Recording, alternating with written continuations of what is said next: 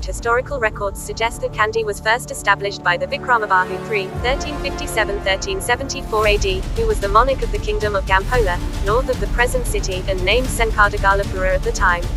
Senar Samatha Vikramabahu 1473-1511, was the first king of the kingdom of Kandy.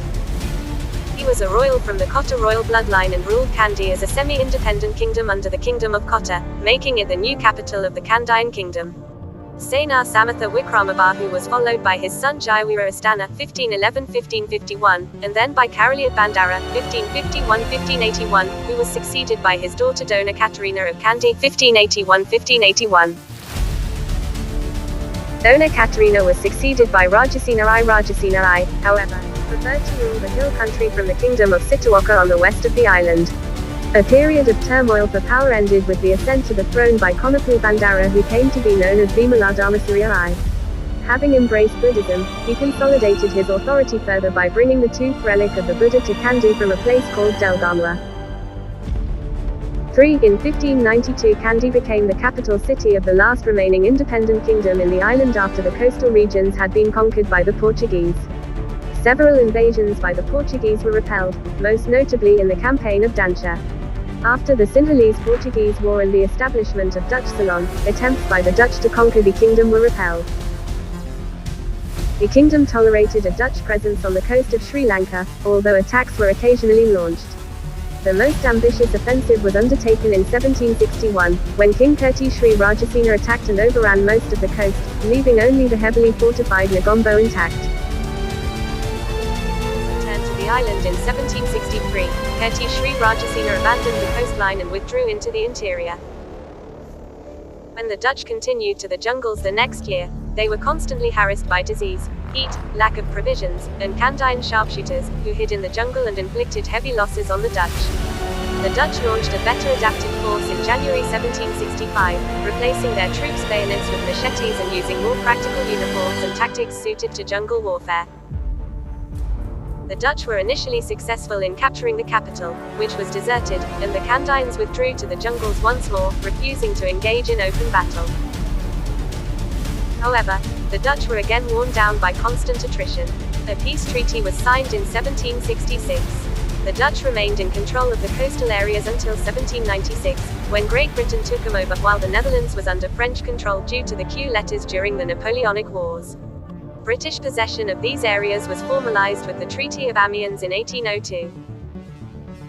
The next year the British also invaded Kandy in what became known as the First Kandayan War, but were repulsed. As the capital, Kandy had become home to the relic of the tooth of the Buddha, which symbolizes a 4th century tradition that used to be linked to the Sinhalese monarchy, since the protector of the relic was the ruler of the land. Thus the royal palace and the temple of the tooth were placed in close proximity to each other. The last ruling dynasty of Kandy was the Nayaks. Kandy stayed independent until the early 19th century. In the Second Kandayan War, the British launched an invasion that met no resistance and reached the city on the 10th of February 1815. The first time Sri Lanka fully fell into the hands of a foreign power was in Kandy with the signing of the Kandayan Convention in 1815 at the Sri Dalada Malagawa. The king, Vikrama Rajasena of Kandy, who was of South Indian ancestry, faced powerful opposition from the Sinhalese chieftains and sought to reduce his power. Successful coup was organized by the Sinhalese chieftains in which they accepted the British crown as their new king. This ended over 2,500 years of Sinhalese monarchs, and the line of Kandayan monarchs, and Rajasena was taken as prisoner. By the 2nd of March 1815 the island's sovereignty was under that of the British Empire. A treaty known as the Kandayan Convention was signed between the British and the Radalas Kandayan aristocrats. The treaty was not signed by the deposed king but by members of his court and other dignitaries of the Kandayan kingdom. With this treaty, Kandy recognized George III as its king and became a British protectorate. The last king of the kingdom, Sri Vikrama Rajasena, was captured and taken as a royal prisoner by the British to the Lahore fort in southern India along with all claimants to the throne. Some of the family members were also exiled to Tanjore, now known as Tanjavur, in Tamil Nadu. Their erstwhile living place is still referred to as Kandy Raja Aranmanai, on the eastern part of Tanjavur town on Old Mariamman Coil Road.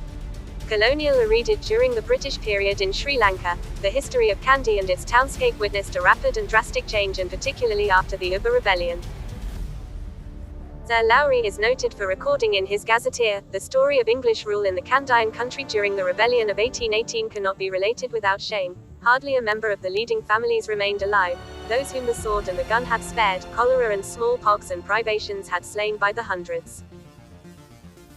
Others became ignorant and apathetic. Any subsequent development efforts of the government for many years were only attempts begun and abandoned. 3. In 1848, led by Gongali Goda Banda and Puran Apu, saw the rebellion known as the Matal Rebellion.